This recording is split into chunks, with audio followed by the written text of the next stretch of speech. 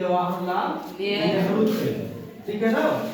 और भारत के प्रथम राष्ट्रपति डॉक्टर राजेंद्र प्रसाद थे। भारत के प्रथम राष्ट्रपति कौन थे?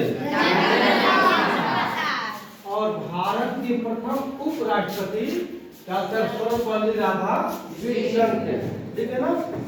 और भारत के प्रथम शिक्षा मंत्री, जो इन्हीं के बारे में हम आप लोगों को आज बताएंगे कि भारत के प्रथम शिक्षा मंत्री अब्दुल कलाम आजाद थे, ठीक है ना। जिनका जन्म 11 नवंबर 1888 ईस्वी को हुआ था, ठीक है ना। और देश के पहले शिक्षा मंत्री बने थे। और इन्हीं के 11 नवंबर को हम लोग प्रतिवर्ष राष्ट्रीय शिक्षा दिवस के रूप में मनाते हैं। क्या मनाते हैं? राष्ट्रीय शिक्षा दिवस के रूप में हम लोग प्रतिवर्ष 11 नवंबर को मनाते हैं, ठीक है ना। आप लोग याद रखना कि 11 नवंबर को प्रतिवर्ष शिक्षा दिवस के रूप में मनाया जाता है। और शिक्षा दिवस जो कि अब्दुल कलाम आजाद के जन्मदिन के उपलक्ष्य में मनाया जाता है, ठीक है ना। ठीक उसी प्रकार से हम जब पंडित जवाहरलाल नेहरू का जन्मदिन मनाते हैं तो हम लोग 14 नवंबर को बाल दिवस के रूप में मनाते हैं, ठीक है ना। 14 नवंबर को बाल दिवस के रूप में हम लोग 14 नवंबर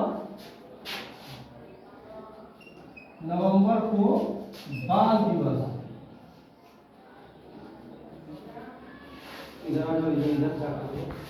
बाल दिवस के रूप में मनाते हैं 14 नवंबर को। और 14 नवंबर को हम लोग प्रतिवर्ष बाल दिवस मतलब कि चिल्ड्रेन डे, ठीक है ना। और उस दिन स्कूल के बच्चों को मिठाइयाँ दी जाती है, बच्चों को अच्छी अच्छी बातें बताई जाती है। और पंडित जवाहरलाल नेहरू के बारे में बताया जाता है कि वो देश के प्रधानमंत्री थे और किस प्रकार से इस देश के आज़ाद कराने में अपनी भूमिका निभाए थे, ठीक ना। पंडित जवाहरलाल नेहरू के पिता का नाम था मोतीलाल नेहरू और वो बहुत बड़े वकील थे, ठीक है ना। इसके बाद हम लोग 14 नवंबर को बाल दिवस मनाते हैं। और हम बात कर रहे थे 11 नवंबर की, तो 11 नवंबर को राष्ट्रीय शिक्षा दिवस मनाते हैं, जो कि देश के प्रथम शिक्षा मंत्री अब्दुल कलाम आजाद के जन्मदिन के उपलक्ष्य में मनाया जाता है, ठीक है ना। ऐसे ही आप लोगों को मैं जीके जीएस की जानकारी आप लोगों को देता रहूंगा और आप लोग अच्छे से इस चीज को याद रखेंगे।